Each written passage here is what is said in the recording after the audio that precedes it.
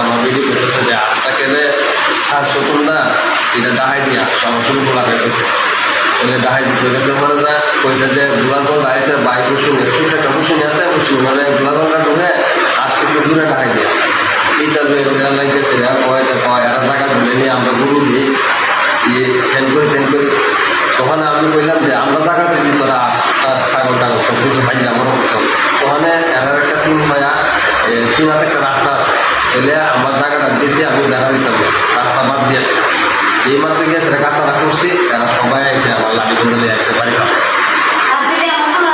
Solar বাইরে কে মাস সব বাড়ি কোথায়? বাড়ি আমার পাশের ঘরের কোন এলাকা? আপনার নাম? প্রথম বিশ্বাস। এই বিষয়টা কি থানায় জানাইছেন?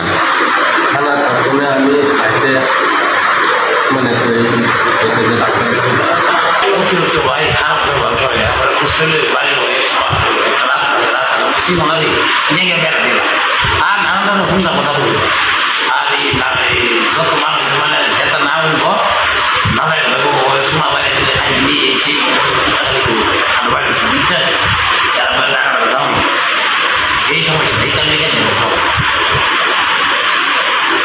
কে মারছে আপনি? রতন বিশ্বাস। কি কারণে? ওই তো রাস্তা আর যদি আসলে আসছি মানে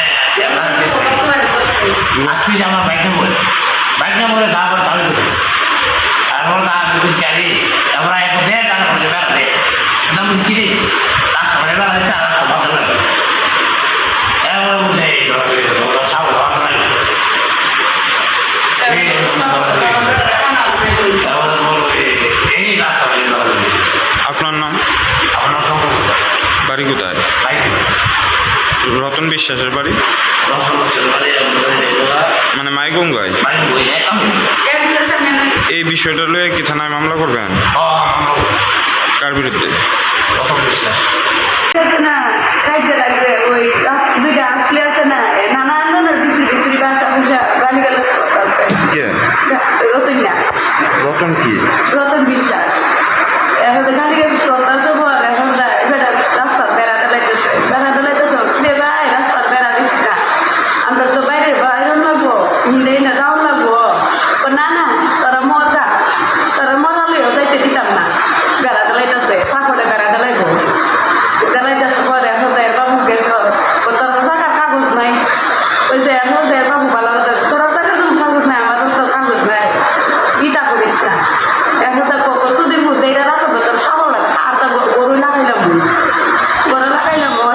বাবু তো আমি কইছি যাই না থাকবো এখন তো নানা ধরনের বাজার কথা তোর বেরিয়ে ইটা করুন বা কেউ করুন তাই না বাইক করলাম রাত্রিবেলা খুঁজে বাচ্চা হচ্ছে তোর বেরিয়ে ইটা করুন আমি একদিন 1 লাখ গাড়ি তখন লাগে বেড়াতে গাড়ি দোকানো 1 লাখ অর্ধেক একবার তোর বেটি রাত বেড়া করে ইটা করুন নানা ধরনের খারাপ কালি বের করতে হবে কালকে লস করতে তোর আমি বাবু বুঝে ওই ইটা কি থাকো তুই বেড়াইতে কাজে লাগলো তুই এটা কি থাকো আমার বেরিয়ে তোর বেরিয়ে আমি বুঝতে পারি না আসুন তো মাই গেলে তো বলতে আমি বলবো বেড়া আমি কাজে বুঝতে পারি এই কথাটি কে কইছে? রতন বিশ্বাসে। বাড়ি কোথায়? বাড়ি কোন জায়গায়? আমরা বাড়ির লোক পাশাপাশি বাড়ি। এলাকার নাম কিটা?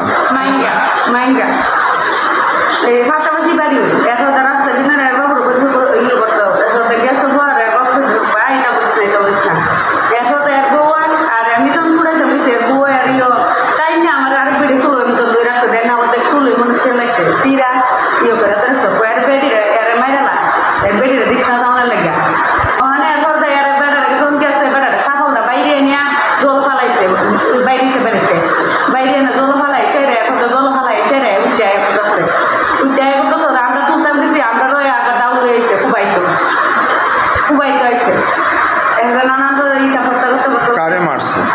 শঙ্কর সরকারের তো ইয়ে করে সেরে এখন আমরা তুলতাম দিছি আমরা তুলতাম দেয় না আমরা বেড়াটা মরে দিত এই বিষয়টা লইয়া থানায় মামলা করবেন না? করুন।